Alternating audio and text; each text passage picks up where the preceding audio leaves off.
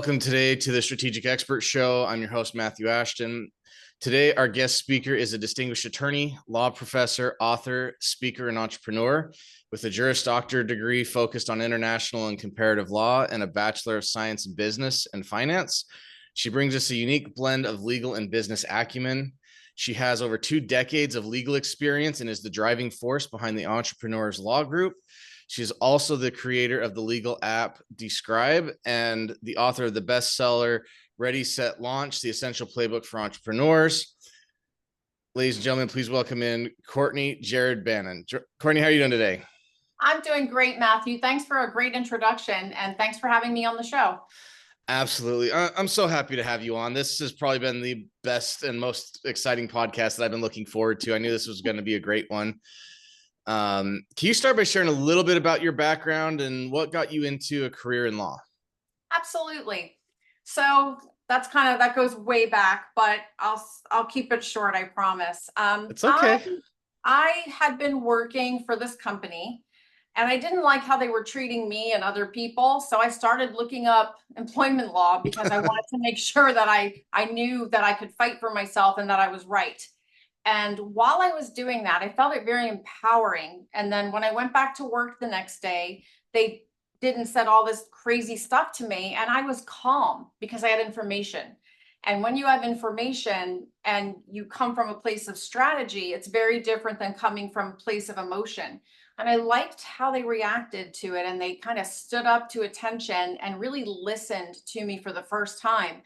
And I scared them. And that was empowering and I loved it. So I actually stayed at that job just a little bit longer. I had a baby. And while I was home, I decided to stay home with my baby, but he was so boring. I know that sounds terrible, but it's a good thing to have a boring baby, unless you're an overachiever like myself. And while he slept, I studied and I did my application, wrote my personal statement, and I did everything while he napped. And when he woke up, I was very excited to play with him, take a study break, and then get right back to it. All he did was smile, sleep, and eat. He was the easiest child. He's still like that to this day. Best disposition. So when I got into law school, I was super excited. But right before law school started, I found out I was pregnant with my second baby. And my mom said, it's never convenient to be pregnant, no matter what you're doing. So just do it. You want to go to law school, you're going to law school. So I started law school pregnant, had my second child in the middle of my first year, and graduated with 2 spectacular little kids by my side. And it was just amazing. And then trying to find a job was another story. Everybody said, you better be ready to sleep in the conference room. You'll be working till 4 a.m. And I didn't want that for myself. I wanted to see my kids. I didn't even want to fall asleep to miss a second of their life. So I started my own law firm and I made sure I had mentors and people right next to me in case I had questions. I only took things I knew how to do. And after that, I got into the financial space. My undergrad's in business and finance. So I got into the financial space and I loved it. And everything I did just kind of led me to where I was. I worked at different firms throughout the years and I learned how to do dissolution of marriage, insurance defense. I did everything, immigration. And one day I found myself knowing that I could pretty much practice in any area of law, and that was empowering. And then I decided to be an entrepreneur, and all of it just came together. It was just an amazing journey. It absolutely is an amazing journey. I think you're definitely somebody that a lot of women can look up to because you haven't made a sacrifice one way or the other. You made it work both ways where you had your family. You know, there's a lot of women who go, oh, I'm pregnant. Now's not the time. I'm going to put law school on hold. And then it never, ever happens. You managed to do both. That's very, very impressive. I did. And I prioritized family first. School was always second. But then I found I was actually able to kind of surf between the two and put 100% in one day and 100% in the other day. And I gave myself grace for the times where I kind of messed up, like missing a birthday party, not my kid's birthday party, but taking them to a birthday party. And the big scope of things, I thought, you know what, I'm not going to be guilty about this. But I went home and I cooked dinner every night. I waited till they were asleep to do my homework and study. And I prioritized them as much as I could. And that balance wasn't really a balance, because I think balance is crap. Like, there's no such thing as balance. Balance is do what you can and don't beat yourself up if you're not you can't give 100% to everything. And we all do more than one thing, whether even a stay-at-home mom, she still has to take care of herself, take care of the home, take care of the kids. It's not all one thing that she does. She's not just a No. stay-at-home mom. She's actually like running a business. A lot of people don't give women credit for how hard it is to run a household. So I really loved that I got that experience. And of course, I had an amazing supportive family. I couldn't have done it without them. And I just don't think we have to sacrifice. I had this job I hated, and I wanted to quit it so badly. And I was terrified of my boss, who, by the way, was 10 years younger than me, single, no kids. And they were making me work these crazy hours. And I just did not like the people. They were not nice people. And when I quit, I gave the excuse of, I'm just going to stay home with my kids. And she looked at me and she said, as a woman, you can have it all. You don't have to make the choice to stay at home. And I looked at her and I said, how do you even know what that means? Right. She doesn't have that experience. Right. Yeah. Now she follows me on Instagram. There you go. Turn the haters into followers. Awesome. Yeah. No, and I 100% agree with you. And I think you tackled that in a very wise way to manage your time. And when you were in something, you were in it 100%. Yes. That's something I've really been kind of focusing on myself lately within my own scheduling and things like that, to try to manage and not multitask as much. And I'm finding it is allowing me to get things done quicker, more efficiently. So like your study time is actually more effective because that's what you're doing and focused on. And then your family time is just that much more meaningful because you're not sitting there going, let me study and take care of the kid and go back and forth. And you kind of fail at both. You do, because the truth is, if you're really focused on something, then you can't be focused on something else. If I'm watching the kids and playing with them and reading and studying, one of them is not going to stick in my brain. And that's not fair to me as a student and not fair to the children. So I always made sure that I was able to do that. And then if I had to do stupid things like putting tabs in a book for an open book test, I would do that kind of stuff while they were playing on the floor or watching a movie. So I was with them and I was doing things that didn't require my attention. So I learned how to plan my tasks out. So I was able to do the silly things where I wasn't taking away from anybody and I wasn't taking away from myself, because I would have been sitting there stressed out. Nobody really wants to watch Thomas the Tank Engine 65 times in 1 week without like getting something done. And that really helped a lot too.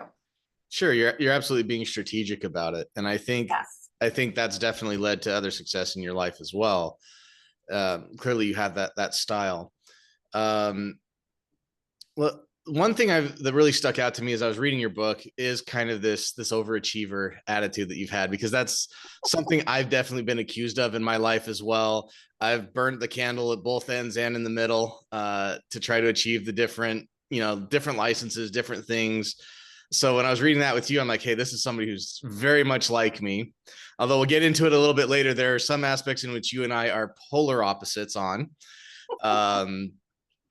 Let's kind of talk about, like, how does the yoga, the business, the family, the law, like, how do you complement all of those together? Because I agree with you.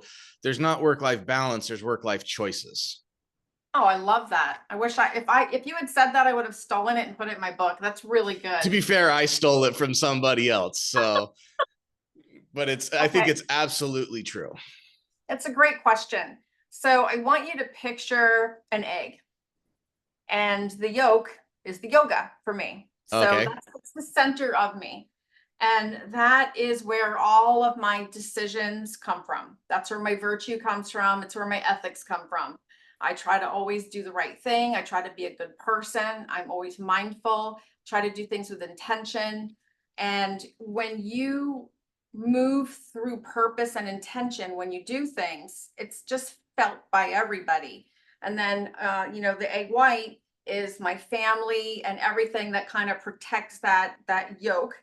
And that's my activities that I do that I love. Like I'm an equestrian, I ride horses, I like to do hiking and camping, and I'm very adventurous. So any given day I'm doing something crazy. I'm like a little bit of a thrill seeker. So I love all of that stuff. But that's kind of what feeds the inside of me. It keeps me really happy. Like I love to experience things. Like I even like to be afraid. When I'm doing something scary, terrified, but I'm like, yeah, on the inside. Like I love that stuff.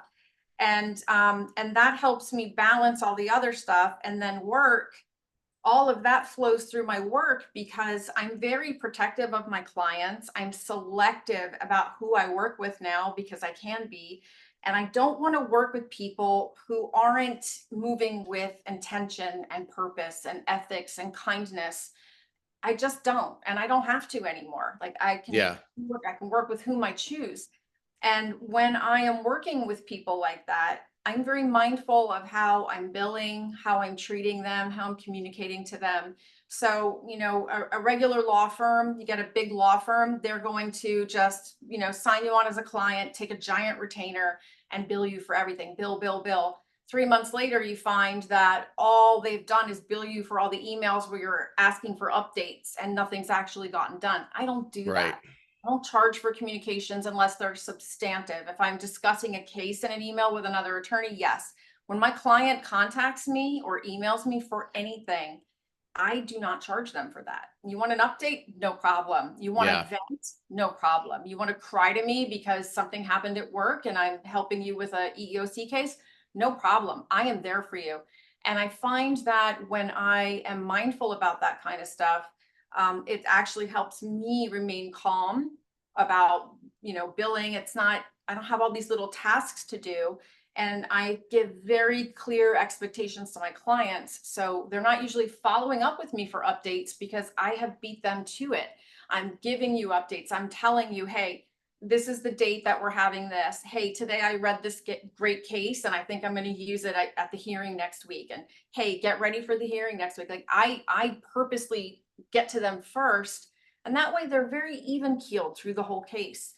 I think when lawyers don't communicate with their clients, that's when the clients start to kind of get a little, finicky, and then they start picking at you and everything you do.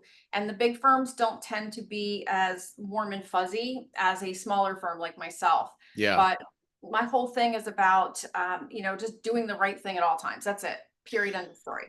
I think that's fantastic. And I will say, you are dealing with a problem that is the number one complaint I've ever seen about attorneys, and even doing Google searching and researching that communicative aspect, following up, chasing it. That is huge that you do that and you take that personal of an approach with somebody, because I know that's the number one complaint I've seen with law firms.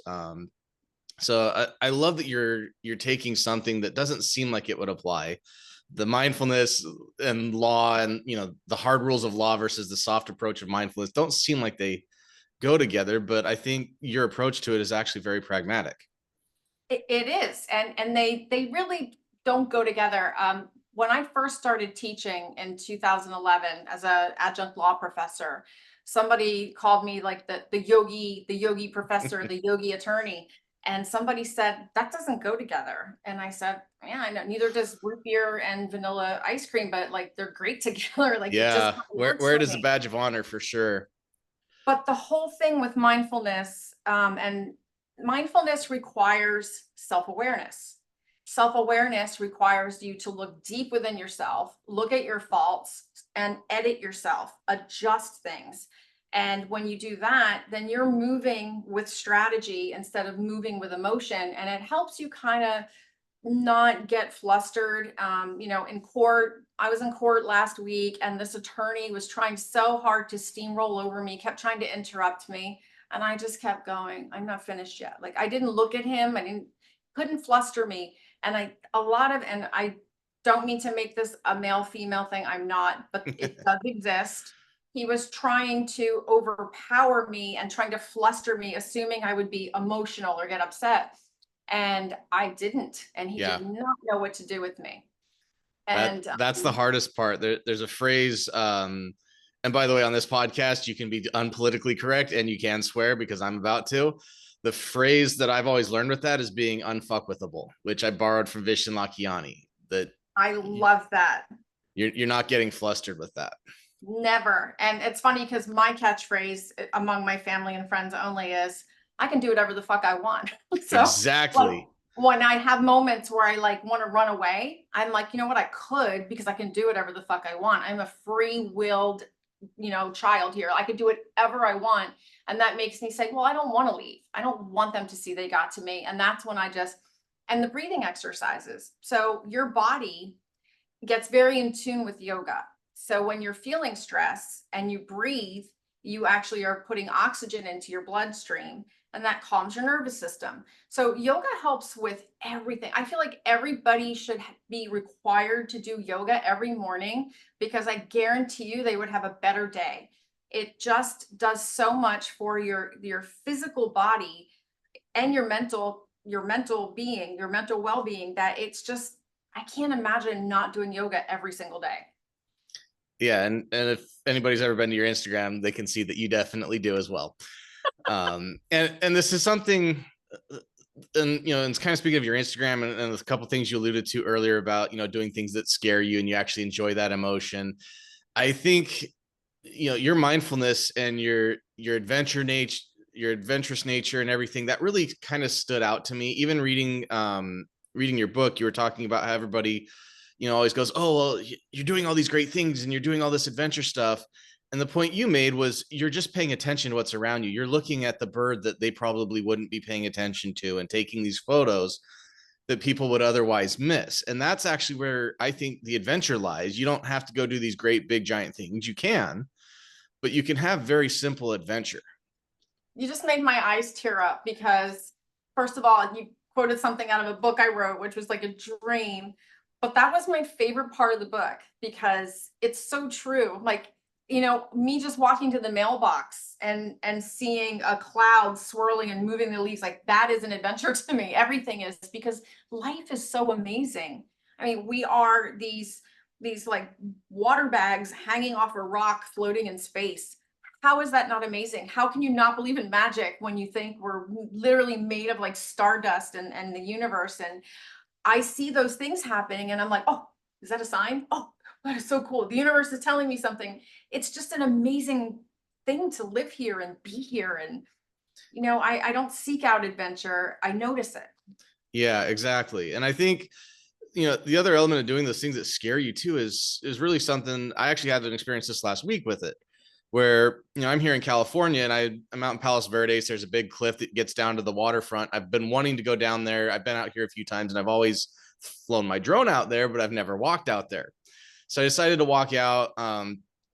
And it's this really steep trail, get down to the rocks, and the waves are just crashing over the rocks. And you're looking at it, and in my mind I'm going, well, the safe thing to do would be to stay back here, but I really want to get out there. And I was on the phone actually with my mom at the time, and I was telling her, and she's like, well, be careful, don't go do that. And in my head, and this is kind of a philosophy I've started to take as an adult, it applied to children, but it was a quote, I think, from Jordan Peterson, where he said, you should allow your kids to do dangerous things safely. And that's where I kind of thought, I'm like, well, why not just the kids? Like, why as an adult can't I look and go, well, there's an element of danger, but let me use my common sense. If it's too dangerous, I'm not doing it. But if it's safe, and ends up the water's not even waist deep, like it's really not that big. But when you first look at it and the waves crashing over the rocks, your mind goes, well, what if I get sucked out, or what if I get smashed into the rocks? And so I ended up going out on the point, and I absolutely loved it and had a great experience. I got some gorgeous photographs, all because I took a moment to go, okay, my brain's trying to protect me and make me feel scared. Do it anyways. Yes, I love that. I love that. And you got to see all of those other things because you took that one step that scared you. And then Absolutely. you had 100 other steps after that that were amazing. And that's actually how I get through things. I've done a lot of scary things, but recently I went to Ireland. I woke up a couple weeks before my birthday and I said to my sister, I either have to wake up on the cliffs of Moher in Ireland or under the Eiffel Tower. Pick one, we're going. So we decided on Ireland, and we decided to drive the whole country. So we rented a car, never drove UK style in my entire life.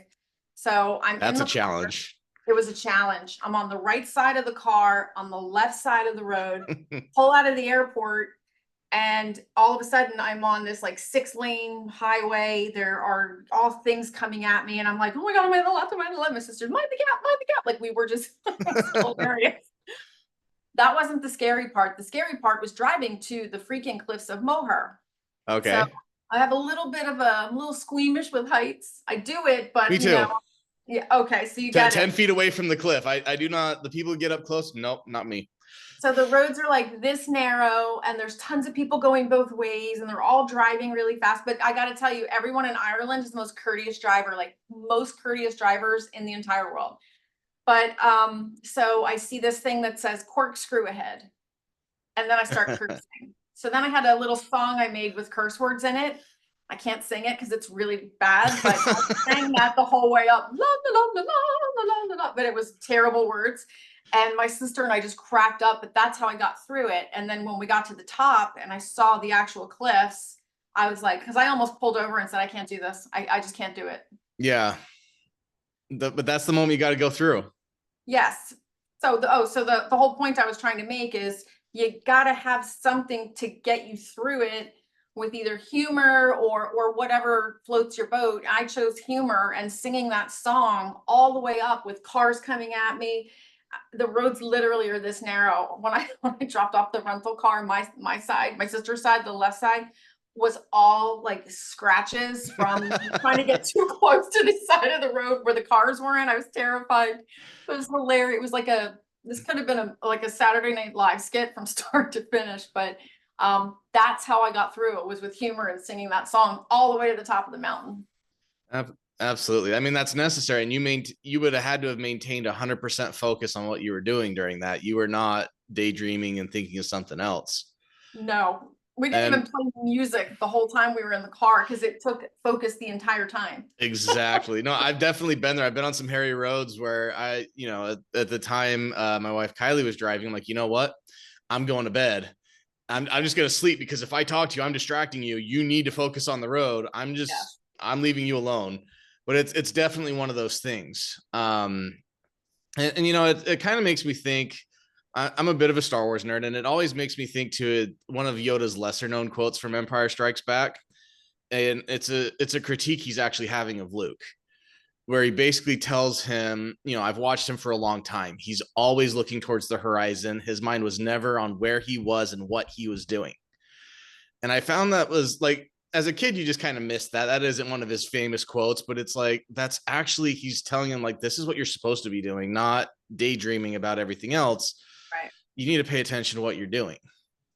And within your book, you've got a great test to see how well you implement mindfulness during your day. I did not score well on this test. I probably scored better than some people. I came in at about a 40% score. Out of the 32, I think I got a 13. Oh, wow. So, and a lot of that is, when you're like, okay, do you take moments to breathe? I'm like, well, yeah, I'm super stressed. There's moments where I just have to take a moment to kind of calm down. But are there any good tips for integrating mindfulness a bit more into your daily routine? Yeah, actually there are. When you are working on something and it starts to really stress you out and you hate it and you're like, I'm just going to finish it. Don't. Take a step, walk away. You can walk away. You're allowed to walk away for 5 minutes and just you can do a light meditation. That's not meditation. Because I know a lot of guys are like, I'm not going to do meditation. Well, then don't do meditation. There are a lot of things that are like meditation. Even playing golf is like meditation. Sure. Anything like that. So I tell them, then make a list of all the places that you want to go to travel. Just think about that. Take a step away and list from 1 to 10 the place you want to go the most and the other places that fall underneath that. That is meditation. That takes your mind away from it. And that is the best thing you can do for yourself. So that's one good thing. Taking time to breathe. So there's a Kundalini where exercise where you do this and then you just like with your stomach. Okay. That actually puts oxygen into your body really, really fast. So if you're really stressed out and you do that, literally your body, your whole temperature will come down because you have rapidly put oxygen back into your bloodstream. And then the best thing I can say, and so funny because I'm actually making a reel about this right now, it's preparation. Preparation takes away the pain of everything. So if you find that you are really stressed out at work and you don't like what you're doing, put it all aside and then make a list of what you're going to do for the next day. Start preparing for tomorrow and just forget today. And then your mind is automatically jumping into a future where things are sane and calm because it hasn't happened yet. And you're preparing yourself for that. And then that will help you go back and then make a list of your tasks. Like, I'm a big fan of making lists and organizing things. And I mean, here, I'm going to show you. This is how I prepared for my Canadian bar exam. And it looks like a crazy person. It looks like a manifesto. But what I did, I got to put it up close to the camera so you can see. What I did was I made all these little subject tabs. Okay. And I color coded them. So when I'm in the exam, because it was an open book exam. So when I was in the exam and it said like a keyword, then I would know, oh, that's criminal law. So that is going to be silver. And then I would be able to look for it. And then I would be able to answer the question really fast. Like when you prepare for things like that, then things are so much easier. Yeah, that totally makes sense. Yeah. So I think preparation and mindfulness go hand in hand, because then you're also really aware of what you have to do, how you have to execute it. And I love, you'll see in my book, I did like the startup checklist. I love checklists, and I did it in the order of how you should do it. So, you know, first look and see if your business name is there before you file for everything, and then get your business license, because that takes 6 weeks. Don't sign your lease until you get your business license, because what if you can't? Like, Right. just little things like that. I think those really help everything. Absolutely, 100%. And we've kind of talked a little bit about your book, and let's get into it a little bit more. Okay. So what inspired you to write this book? What inspired me was the class that I was teaching as a law professor, adjunct law professor. It was teaching lawyers how to be lawyerpreneurs, how to start their own law firm. And they had a required textbook that was required by the school. And Mm-hmm. I got it and I opened it that first semester that I ever taught. And I was like, oh my God, this is atrocious. It was written so long ago. It doesn't talk about social media. It doesn't talk about all the laws and advertising and how that applies to social media marketing for attorneys. It didn't really teach them anything about how to start a business. It was terrible. The guy basically said, you're going to be ordering a lot of pizza. So when you pick your office space, make sure there's a pizzeria close by. That's what this book said. And then there was a Wow. diagram. Yeah, there was a diagram. His son is friends with me on Instagram, so I can't say too much, but the diagram had literally, I'm going to draw it out for you because you won't even believe it. This is literally what it looked like. So it Wow. said, make sure your chair faces the wall. So you have a desk that faces the door with 2 chairs. And then on the desk, the next page, it had like a circle. Keep your pencil cup on the right side, have a desk blotter, and make sure you have a picture on an angle of your family that only you can see, so you remember what you're working for. Sounds interesting. So I started creating Professor Bannon's class supplement. So I just started writing things, and it was very well received by my students. They loved it. And then I started adding to it. And then during COVID, I was like, you know what? I'm going to turn this into a book. So I turned it into a book. And as the years went by and I didn't publish it, I just kept adding and adding. And then I'm like, you know what? People need this book. So I really sat down, and it took me about a month to put it all together and bang it out. Awesome. And then I got it published. It's a fantastic read. I just finished it this morning. I'm definitely going to go back through it again. The first few chapters are a fantastic hook. They get you drawn in.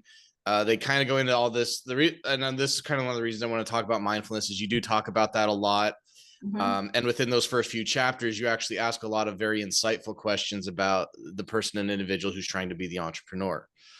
And that really stuck out to me, and that made me want to continue reading the rest of the book. The rest of the book is somewhat technical because it is a manual for setting up businesses, understanding, LLCs, corporations, laws, taxes.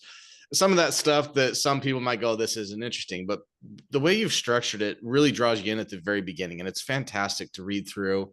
Um, the checklists that you've put in there, I love those. They make it really easy to go, Yeah. did I get everything done? And so I want to kind of go through at least the first 5 chapters and just some insights I got out of them, talk to you about them. And chapter 1, the thing that really stuck out to me was that work style chart that you have. And I Yes. love that you're like, show me, I showed you mine, now show me yours, Yeah. which good humor there. But what I really found interesting is when I took this quiz, did the comparison, you and I are polar opposites on this. That's so funny. I am not the talker remotely. So when you put in that, you're number 6, you're the talker, I'm like, yeah, Courtney and I are not. I think we'd pair really well together because our skill sets are opposite, but I am not the kind of guy to walk into a room and just start talking to people and get everybody excited about things. That is not my jam. That's actually really not my jam in my personal life, but it's my jam in my professional life. And the book kind of reflects that. So like the whole purpose of the book was, first, let's talk about all the stuff that makes you who you are, so we can gear you up to get ready for the rest of the book, which is really more meant to be the manual part. Like I'm going to refer back to, I'm not going to read the tax section today because I don't need to know about e-commerce taxes. Like you can skip through a lot of the book. But I wanted that first part of the book to really reflect who you are as a human being, because that will affect how you are as an entrepreneur. Absolutely. And I would definitely recommend, if you're getting this book, to read it all the way first, and then go back into it, because you're going to get ideas out of this. And I certainly did. As I was reading through it, there was a lot of things where I'm like, oh, okay, within the tax section, there's a few things that I didn't know that I'm like, I definitely want to come back to that. And so it's one of those, for sure, read through it, start to finish, get a bunch of ideas, and then go, okay, like make notes as you're going. I definitely made a lot of notes of, I need to go back and study this. Even how to structure your business and pick an LLC, S Corp, C Corp. I'm like, I really need to go back and read that like 3 times, because it definitely went over my head. And I'm like, that's a problem. I need to understand that. But that's a good thing. So another purpose of those chapters weren't really so you could be a lawyer and do all that yourself. It's so you can have clear expectations to your attorney that you go to, so you know what you're doing. It's kind of like when you call the plumber and they're speaking absolute foreign words to you, and they can kind of tell you that you need like a whole new copper pipe thing, and next thing you know, you're spending 100 grand. But if you Yes. know how plumbing works, you can say, no, I don't, because that conductor doesn't take copper. Like when you know stuff, people can't take advantage of you. And that's really what this book was about, was like, you're an entrepreneur, you don't know what you don't know, which is my favorite saying. And this book kind of gives you a working vocabulary so you don't get taken advantage of by anyone ever again. So you can have an honest conversation with your lawyer and say, look, I know that I want to, have subsidiaries. So I want you to do a corporation and please file it as a C Corp. Let them do the work, but you Yeah. make the decision. And that's the part that I did want to go back and read, because I was like, wait, I didn't understand this is how this works. And with the future plans I have for my business, that might become applicable. So I was like, wait, I need to actually go back and understand this, because you opened up a world to me that I hadn't seen. So, I agree with you. I don't need the legal, all the legal parameters of it, but I do need to understand the differences, the pros and cons of each one. Is it applicable to me? So Yeah. I think that's absolutely fantastic. And, and then within, chapter 2, you start talking about the goal setting and the mindfulness, the self-awareness. And there's one question that's popped up, and this has been on my mind long before I read your book. This goes back to 10X and, the daily goal setting. And I want to ask your opinion on this, because you mentioned it too, writing down your goals daily.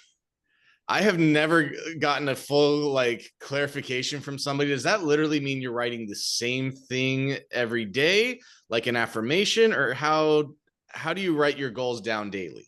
Mine are different, and mine aren't like my long-term goals. And every person in the intention space has done this for years, long before I worked where I worked at my last place. But I put down goals that are attainable and achievable. Like today, I am going to work out for 30 minutes. Today, I am not going to have, any ice cream. Like just small things like that, things that I want as short-term goals. I don't write down like, I want to be a millionaire and drive a Lamborghini. Like, I don't write those things down. I'm going to Okay. take 10 minutes to spend with just my grandmother today. I'm going to bake a cake, like whatever it is that you want to do to feel good as a person. Now, I know that's not how some of the bigger influencers want you to write your goals down. It's all about money, success, and all that. For me, it's all about happiness. I think it's practical. I Yeah. actually like that advice, and I actually can appreciate that more. And it takes me back to, some Buddhist teachings and things that I've read back in the day that, instead of trying to prepare yourself for heaven once you've passed away, you try to make today good and then try to make tomorrow good. And as long as you're trying to hit the goal for today, the goal for tomorrow, you can essentially create a wonderful life here on earth. And I've always loved that mentality. So I actually like that that's your approach. That's why I wanted to ask. I knew you're going to have a Yes. unique take on it.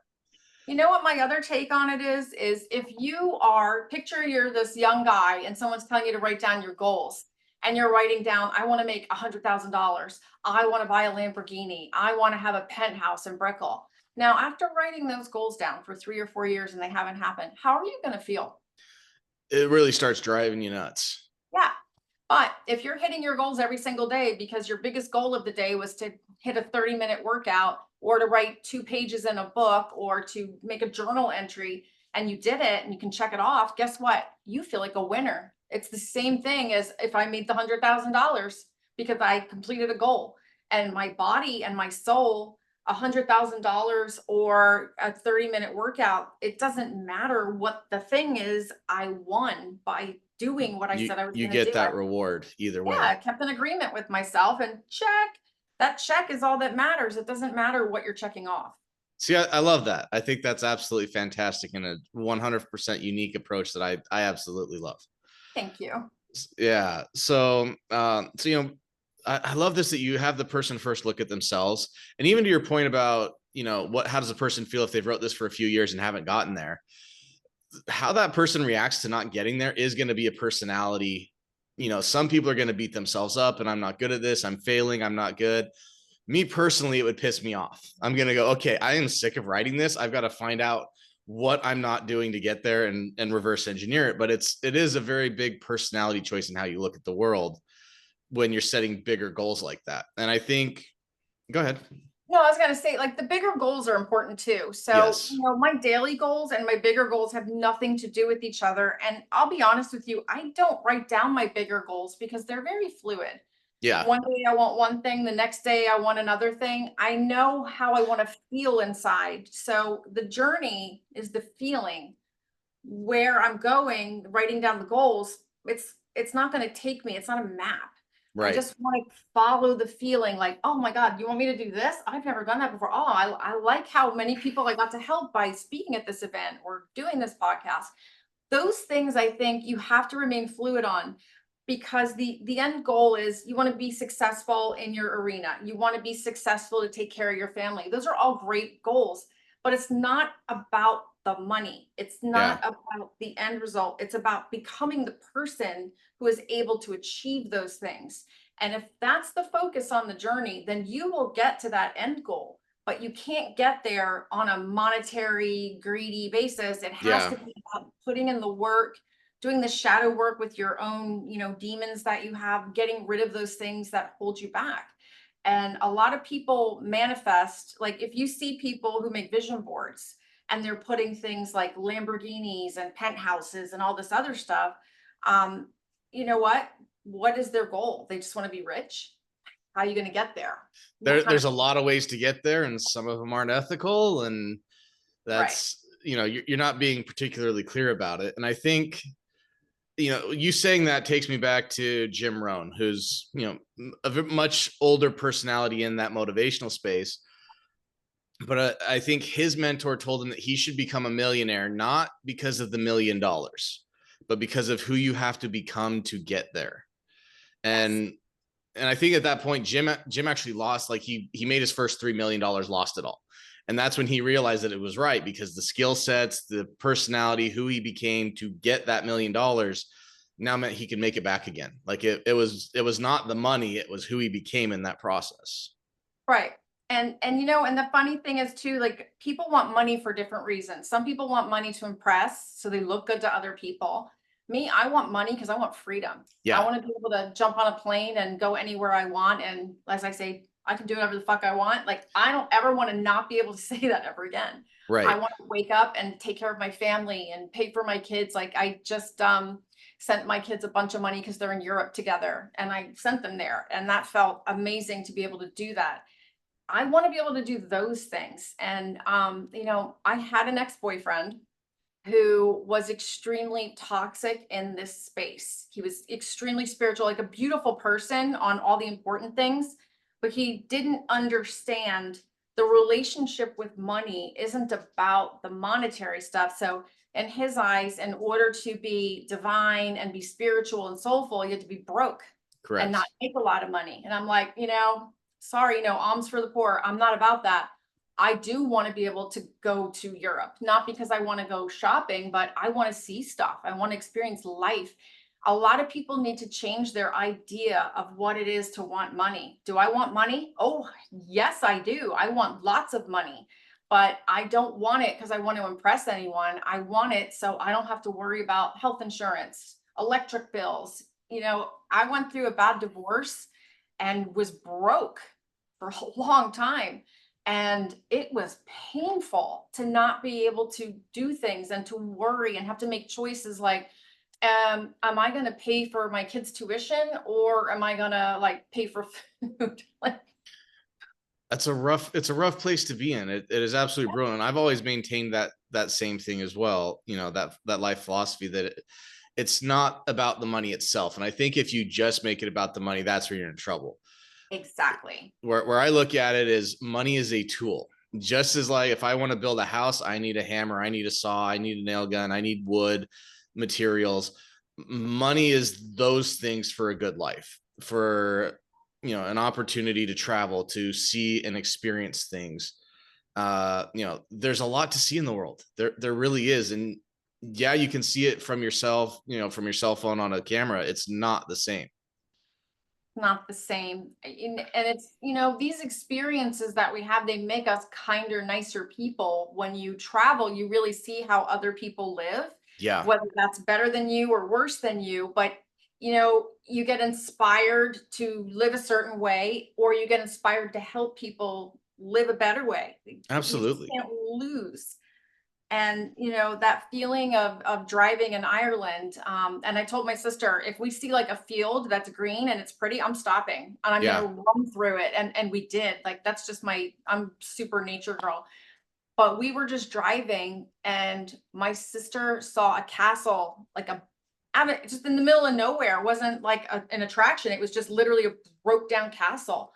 When I saw her face when she saw that, that made my whole trip. To see my sister that excited, it was just beautiful. Like I had that family moment with my best friend and sister, and that cost money. Like that Yeah.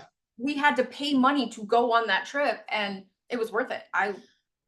That's what money is. I definitely agree. And you're seeing things that, to be honest, just don't exist here in the US.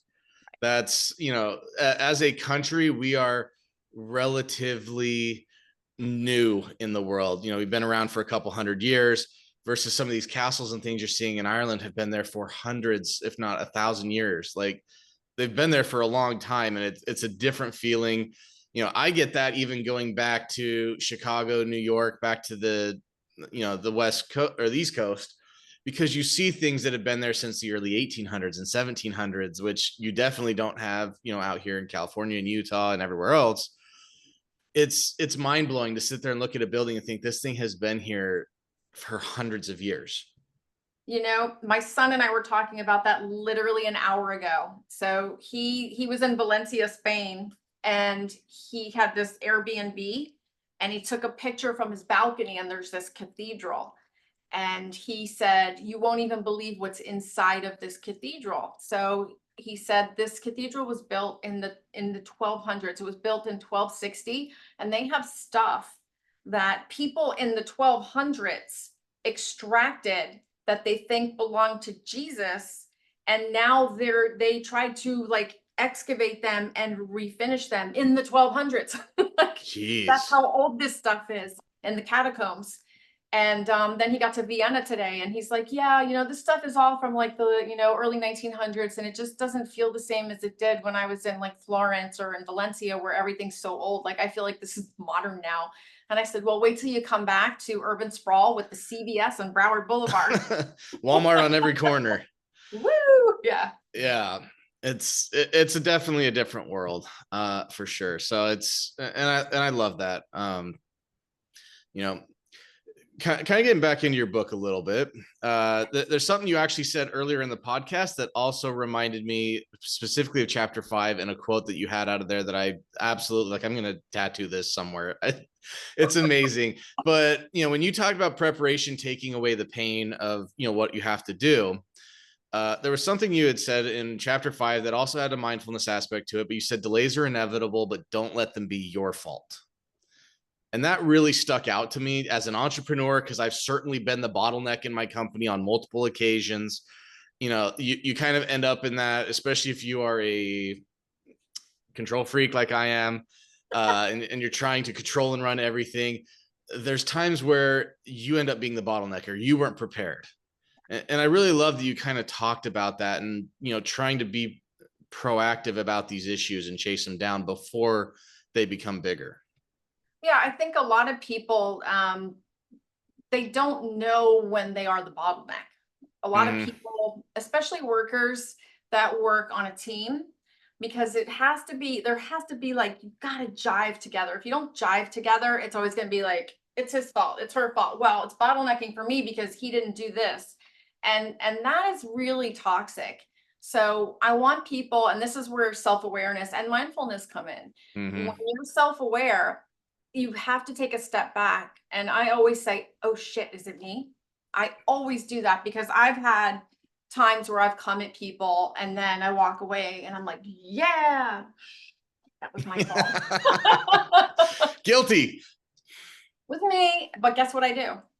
Oh my God, I was 100% wrong. Yeah. No You own excuses. it. I'm sorry. It was my fault. Period. No buts. Exactly. And I had to do that last week, where I hadn't read a couple of messages and immediately fired off, hey, why wasn't this done? And then I go back and look and like literally read the message above mine and went, they asked me for that 3 days ago and I didn't send that to them. That's why it wasn't. Please ignore that message. I'm really sorry. That was my fault. Here's what you need. And one of the things that's kind of been self-aware for me is if I'm starting to feel overwhelmed as the entrepreneur and feel like I'm doing too much, I'm probably the bottleneck and I'm probably doing things I shouldn't be. Yes.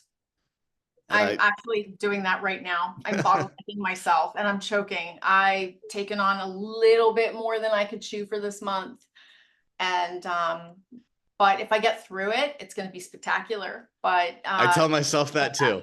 Yeah. If I can just get through this moment, everything will be okay. And guess what? It's going to be okay whether you do or you don't. And I thought, you know what? If I fail, I'll do it again. Exactly. Can't be afraid to fail. No, you can't. And that's the attitude. You have to go, okay, it's not failure, it's learning. Get up, try it, reevaluate. To your point about self-awareness, you have to, if you failed, take the moment and look through and figure out what actually caused it. I love when I fail at stuff. Yeah.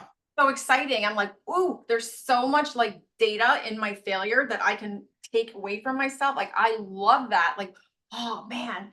And I love adversity. I love when I have to really feel something painful and deep, because then I'm like, oh, you know what? This is going to make the next thing seem so much easier. And wow, I learned so much about myself. Like, I am not the same person I was 10 years ago when I got divorced. I was a very different person. And my journey has made me feel so good about myself and so proud. And I would not be where I am right now had I not gone through that journey. I would have been the same person. And that terrifies me. Like, what if I didn't make the jump to get divorced? What if I had stayed and was still that same person living in the big cookie cutter house? And I didn't want that for myself. And I signed up to be broke and to be a, somewhat single mom. I signed up for not being able to travel and go shopping and do all the things that I had done as a wife because I had a well-off husband. I chose that for myself because I wanted to change. Change is painful, and change involves failure, tears, hard work. Your muscle doesn't build unless you tear it. You got to tear the muscle. And it's just such a beautiful, complex, fucked up way to become a better person. It's incredible. I feel like I gave birth to myself. Yeah, you are in a sense. You are creating this new person. The mind once expanded doesn't go back to its previous way of thinking. You just can't. And I think that's what creates serial entrepreneurs is once you've had a little taste of that freedom, a little taste of that, like, hey, I can do this myself, even when it's going really bad. I know I've had those moments, and I've had family go, well, why don't you just go get a job? And I'm like, I can't. I My mind has expanded into this world. I literally could not go work for somebody else right now. It's not possible. Repeat after me. I can do whatever the fuck I want. Exactly. 100%. And I've realized that even in talking with family members, when you talk about, the financial freedom and everything else, it's, when you have a day job, you're only getting paid X amount of money. And every year they might give you $1 a raise or, whatever. But that is the finite amount of money you can make. Where, for me, having marketing clients and things like that, it's legit work to go get a new client. It's hard, it's difficult, but I can run the numbers and the statistics. And if I go make 1,000 cold phone calls and go talk to 1,000 people, I will probably have a new client and have more money by the end of this month than I did at the beginning, which is not something most people in a standard job can say. And that is hugely powerful because it means so my success or failure is my fault. That's right. And because of that, you won't, fail. You'll have little failures, but you won't fail at the ultimate goal, which is, having your own thing. And my first month out, I was terrified, but I never once said, I wish I didn't quit my job. I was ready to just fly. I had this voice inside of me that I don't even know where it came from, just like all the growth and everything I did over, because I worked there almost the whole time right after I got divorced. I grew there, and not because of them. I grew there because of myself. Not saying that the environment didn't promote a lot of good stuff, because it did. Yeah. But that was me. Like, that was my journey personally. And when I left, I was terrified. I was like, what am I going to do? I tapped into my savings the first month. And then in the second month, I made almost my whole annual salary. Holy cow. In the second month, I made my annual salary. In my third month, I made my fucking annual salary. That's how much money was out there for me. And I was doing things like, on a discount and all this other stuff. I mean, I was still making that amount of money because I was out there selling myself and doing what I love to do and helping people. I think I was just very genuine with what I wanted to help people with. And they like that. They see that. They want to work with that. And I thought, why did I wait so long? Like, what was I thinking? Like, it's all a part of the journey. It is, but I would have failed if I had done it sooner. I would have gone right back into a job. I wouldn't have been ready. Yeah, exactly. Yeah. And, and I think the confidence, I know that first month or two is scary. You at least had savings. When I tried this out, I had $5 in the bank account. So it was sink or swim, which is a little bit more intimidating. And, even having savings is still scary because you've got a finite amount of it before you're out and you're in a world of hurt. Yeah. And I didn't have that much savings. I wasn't, by any means, but I went into like what they call a functional freeze, where I could like barely move sometimes. I'd be laying there like, what am I going to do? Like, I know I need to be doing this, that, and the other, but maybe I'm just going to watch Netflix. Yeah. But then I realized I needed to heal because, working that hard for that many years, you actually have been trained to feel a certain way. And then I took myself out of that environment cold turkey, and I didn't know how to feel. I didn't know what to feel. So you need some recovery. Yeah, it was recovery time. So then when I either that, or it was an excuse I made up to continue watching my K-dramas in bed. But I just let myself have it. I'm always about giving yourself grace. and I just let myself go. And then I was like, boom, boom, boom, boom, boom. Now I don't stop. Yeah. And I think that's the overachiever. After enough of those K dramas and everything else, the overachiever and you goes, okay, that's enough. You got to do something. Yeah. You said you're doing this. You can't just sit there. I've certainly had that where it's like, okay, procrastinate. Now I can't do it. I can't procrastinate 1 second more. I have to do this. Yeah. So I it's still have moments where I do that. Sometimes I do my best work on the fly or at last minute. And if something is like stressing me out, I just won't do it at all until the last possible second. And that's when I do my most brilliant work. But I have to remind myself of that through the whole journey because I'm beating myself up and nervous and scared that I'm not going to get it done. So I have to say, nope, not only you're going to get it done, it's going to be spectacular. And that's just the process. I think there's a psychological element to that, to be honest. And I've certainly experienced that when you really get into a complex problem and you're thinking about it and trying to figure it out, and you can't. Sometimes that disengagement is actually what you need because you're so wrapped up in the weeds. It's kind of that you can't see the forest for the trees. Yep. And by disengaging for a minute, when you come back, you go, oh, this wasn't as big of a problem as I thought it was. Here's the solution that's actually simple. And you allude to this in your book about the need to take action. And I believe that was also chapter 5, which I loved because that is what makes somebody like yourself successful. That's what makes an entrepreneur work. There's plenty of people who have ideas, and you talked about the idea in chapter 4, how to find an idea, how to evaluate an idea, which I thought was beautiful. Yeah. There's just so many people that are, and I've seen this where people are like, well, I've had this really good idea, but nobody's buying my product. Nobody's buying this. I'm like, then it's not really that good of an idea. The market will tell you, but the action element is what really makes it, whether you're successful or not. 100%. Yeah. There's a great quote. I think it's Les Brown, and I don't know, he probably stole it from somebody else, but he'd heard this quote that the graveyard is the richest place on earth because it's where all the dreams of everybody who never went out and did anything about their dreams exist. So true. So sad, but so true. Right. And I thought about that because you also talked about this in chapter 4 about your ideas that you should never throw them out and you should keep them somewhere. Yeah. Can you talk about that a little bit more? Like why do that? How do we do it? So, and you're a legal professional as well, so there's an element to this that's necessary to protect your ideas. Yeah, there's a lot of reasons, and I actually still have ideas that I came up with in like 1998 that I mailed to myself, and I haven't opened the envelope just in case. I'll give you a really good example of where I really fucked up with a great idea. So I'm also a little bit of like an inventor.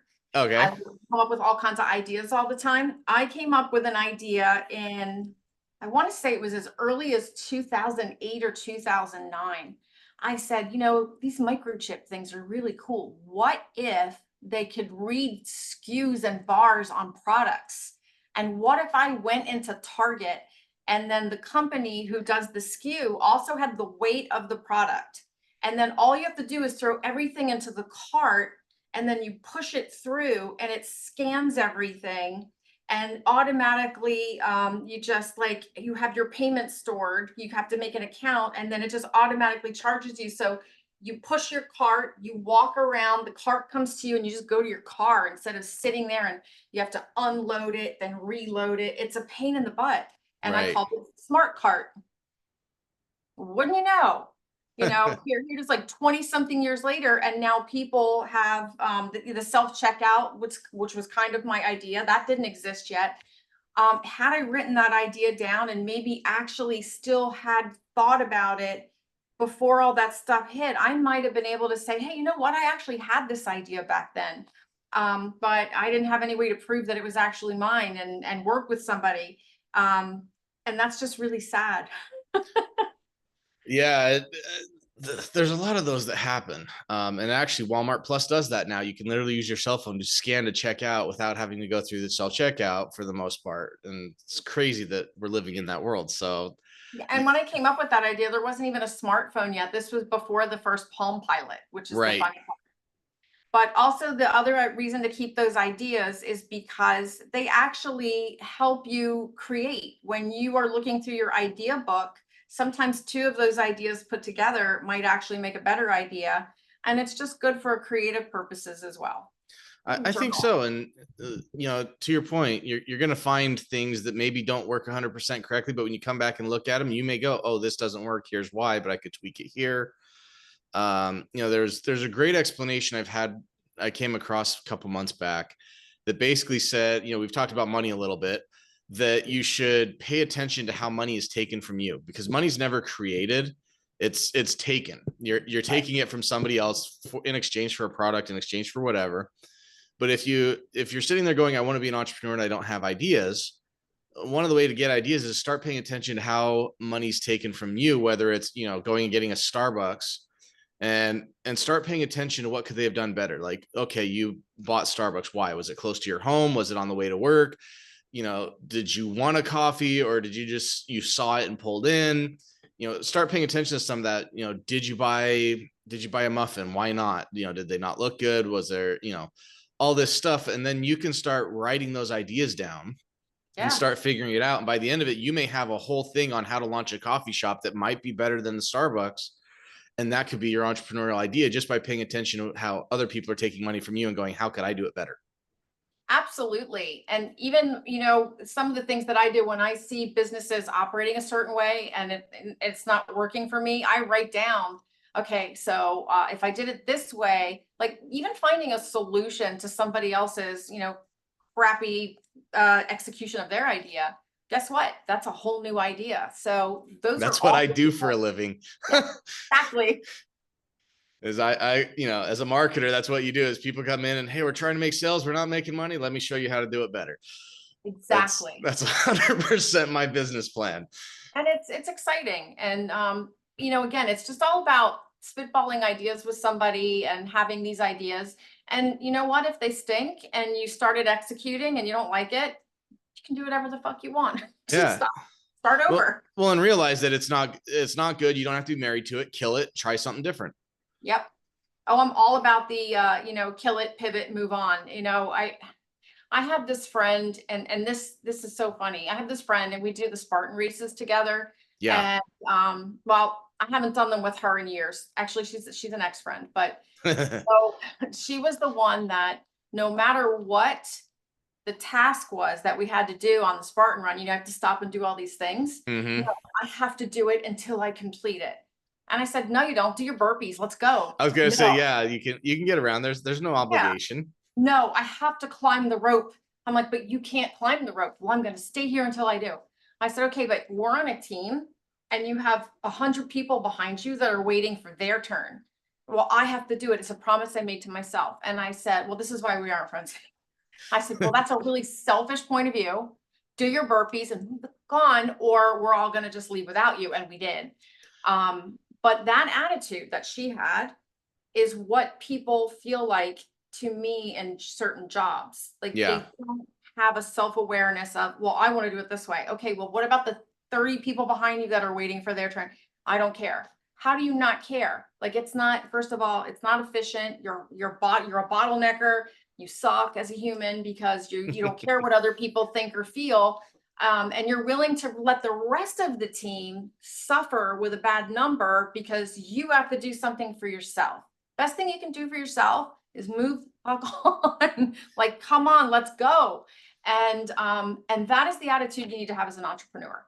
Yeah. You can't climb the rope, do the burpees and move along. Like, that's it. You just got to pivot. Exactly. Good enough is good enough sometimes. And figuring out an opportunity to pivot and move is 100% what it is, because sometimes things aren't going to work. You're going to bump into the wall and you got to find another way around it. Yeah, 100%. I've had clients who like wanted a particular name for their company, and they want to fight. That gets expensive. I want the name. Yeah, and I'm like, well, pick a new name. Come on, no, that's the name I dreamed about. So dream about another one. Just pick one. The company is the goal here, not the name. The name is important to me. I'm like, and then they were focused on minutia, and a lot of people get tripped up in the minutia. And that's a really important trait. And honestly, most entrepreneurs don't have that. We're disruptors. Like, I don't care. Like, they know what they want to achieve and they just go for it, and they will disrupt until they get there.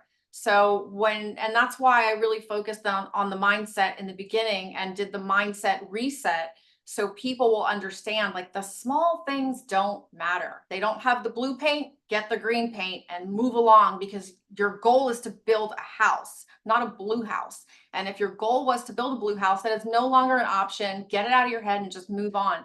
And I've always been a very decisive person in general, but like even more so now. And when I'm dealing with people who aren't decisive, it's really, really hard to watch them fall into these little traps because they are so tiny. Like you're going to let one little thing like a paint color or a name stop you from this big, huge, amazing idea that you have.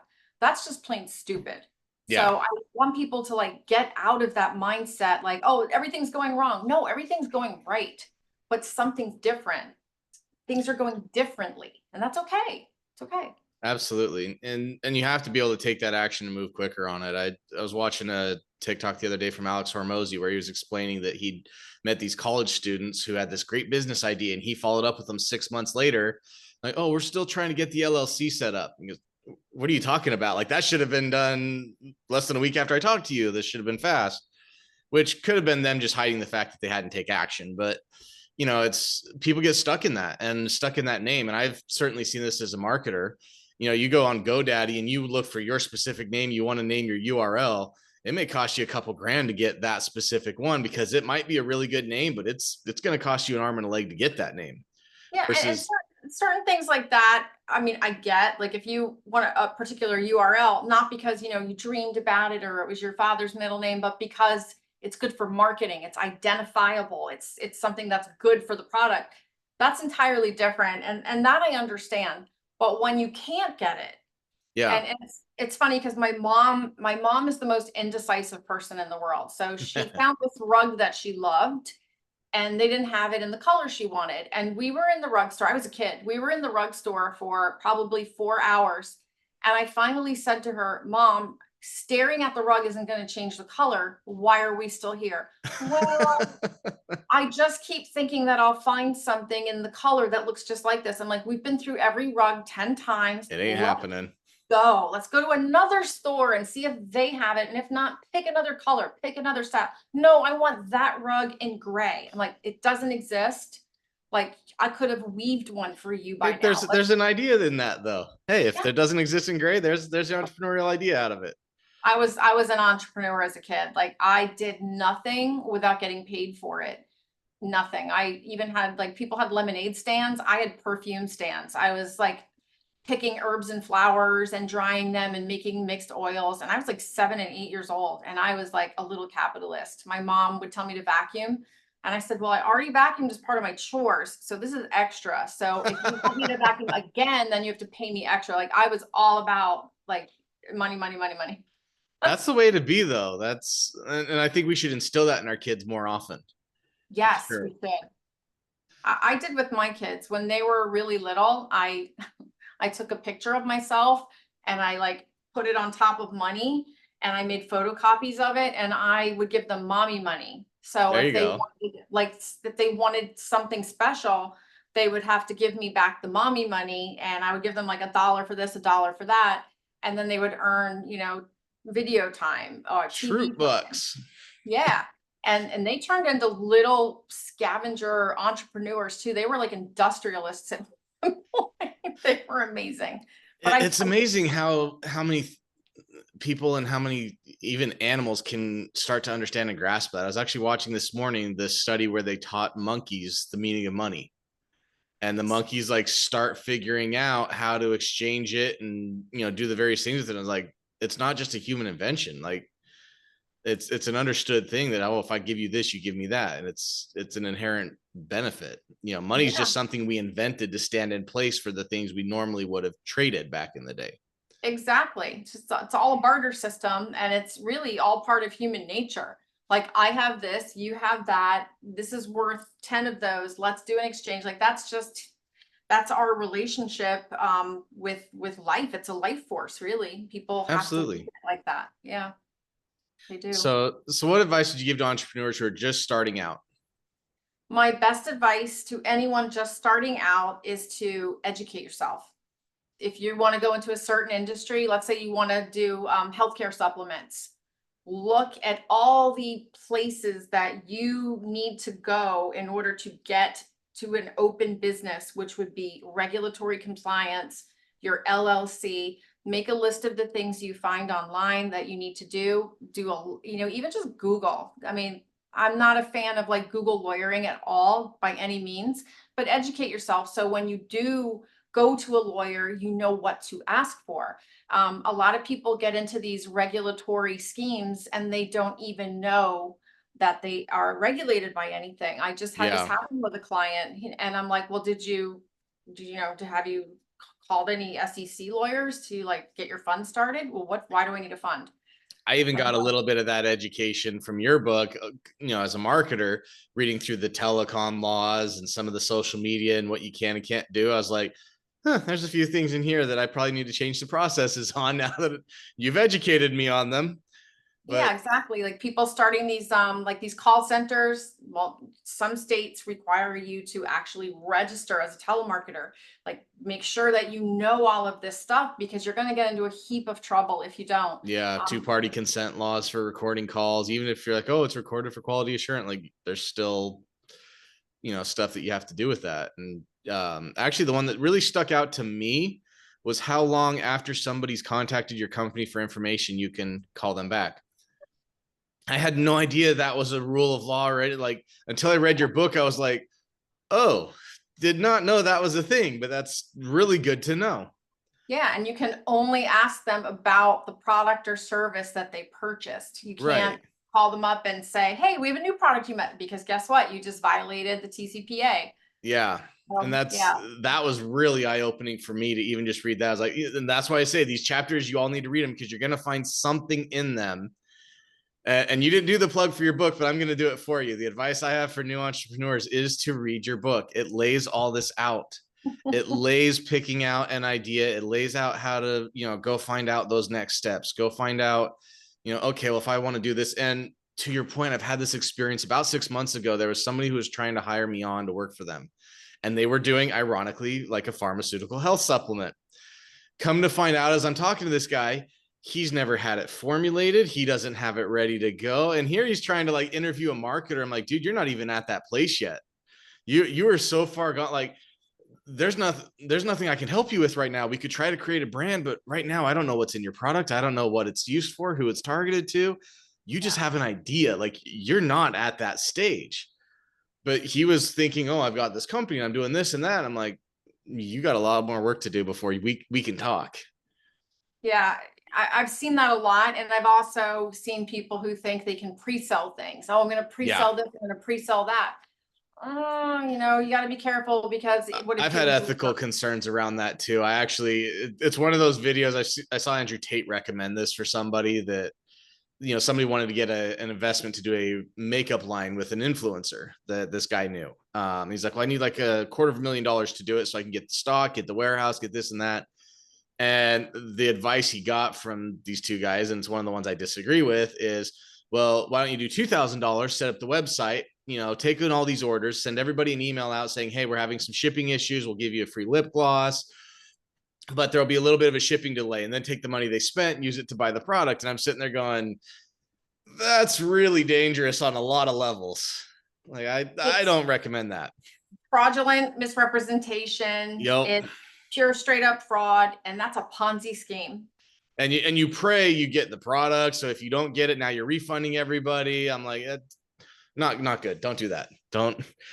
When you take investors' money and you use it to actually make something to make more investors money, that's a Ponzi scheme. Yeah. I mean, That's not a traditional one, like, but that's technically exactly. And as a marketer, I've steered clear of certain groups that, I've been offered to work with MLMs and things like that. And while there are legal MLMs, I know the legal parameters around that. If you step across that line, you are now a pyramid scheme. And I'm like, I don't want to do business because I don't want to have to ever get into that position where all of a sudden, I get a call from the SEC or the FTC or anybody. Like, I was working with you on marketing, but I don't need that association between Yeah, something you're doing and me. So there's business practices I stay away from because of those legal loopholes.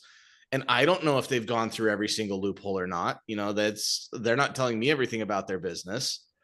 So, exactly. and I'm not And an you know what? attorney. I can't tell if they legally did it or not. So it's like, And a lot of people, like the guy who suggested that, probably doesn't even know that it's wrong. Like a lot of people just don't know what they don't know. They don't understand, hey, you know what? You're taking money based on a lie. You can't do that. They probably thought, oh, this is like the best way to get started oh because yeah, you can start for $2,000 instead of for $250,000. yeah, no. It's sad, and I find that a lot, especially with the younger generation. There's this whole mindset, and I don't disagree with it. I want to say that first because what I'm going to say sounds like I do. Um, but this whole thing where you don't need an education to make a lot of money. You don't, No, but you need to educate yourself. So I correct. think a lot of people are taking that the wrong way and they're jumping into stuff, but there's a lot to be said for going to college. If you're going to be in a certain industry, you learn things like, oh, that's fraudulent misrepresentation. Yeah, They haven't learned that stuff because they didn't take the time to compensate for not going to college. And, neither of my parents went to college and they were very successful, but they educated themselves because they wanted to make sure that they were doing things right. And I need to see more of that from the people who are professing to people that you don't need to go to college, because you don't. But that doesn't mean that you get a hall pass on educating yourself. And I'd like to see them tell people, hey, instead of going to college, I did this. And this is what helped me get to this level. I'd like to see absolutely. more of that from influencers because it's the wrong messaging. And I certainly came across that. So my start in marketing came from Ty Lopez. Way back in the early 2010s, 2014, when he did his whole here in my garage thing. I bought the program, but I sat on it for a few years because I had that problem with it of like, okay, I really don't understand this. I don't know how to do it. It felt like everybody was doing an agency get rich quick scheme, not my stick. And so I worked and did a bunch of things, and then you know I went back and started off and actually went as a marketer for a while, bumpy road, but I educated myself through it. And in fact, at this point, I went to put somebody else. I was like, hey, let me put you through the program I went through as a good round off so you can kind of understand marketing to start off with. And as I went back through the program, I was like, wow, there's a lot of really bad advice in here. And so I had to tell them, actually, I'm going to have to teach you how to do this because if you try to follow what his program actually was, you're not going to understand how the company works because I've educated myself to understand that, Wix isn't really a good place to start your website. Weebly's not really a good place to start your website. And, because you're going to lose SEO, because you're going to lose all these other factions. And so it's tribal knowledge that I've gained over the years of studying that now I look back on that and go, wow, that it was a good starting place, but it definitely was not. You can't run an agency just based on that. You can't just go, this is the oracle of information and I'm never going to learn anything ever again. The algorithms change daily. The algorithms change all the time. So even the trick you learned that you think is a great hack in 6 months might be completely worthless. Yeah, and it most likely will be. And that's so true of like really anything these days. The life is moving so much quicker for all of us that it did even 5 years ago. Yeah. Uh, it's just a frenzy these days, and the population is growing of the earth, and things are getting bigger, and we're getting watered down in a lot of areas. And I feel like a lot of things are slipping through the cracks, as far as just humanity understanding what certain industries are doing to the whole entire world. And we're spoiling, in my opinion, a whole generation by telling them that they can just make money really fast on Instagram, which you can make some money on Instagram. Influencers are making money, but they're missing out on an opportunity to educate themselves on other things. And I feel like just suggest some books for them to read. If you're in a person of power, you're an influencer and you're just, oh, you don't need to go to college to make money. No, you don't. But tell them what they do have to do to You have make to money. pick up the books, whether you're Yeah, picking up the one your professor asked you to or the one you pick up at Barnes and Noble. You got to pick up the book. you do. And you know what? Even going through college, I don't really think I learned anything important. I didn't, but not, I mean, educationally, I learned other stuff. I learned how to deal with professors, which is networking, Yes. networking, and selling when I did something wrong. I learned focus and studying and scheduling and all these other things.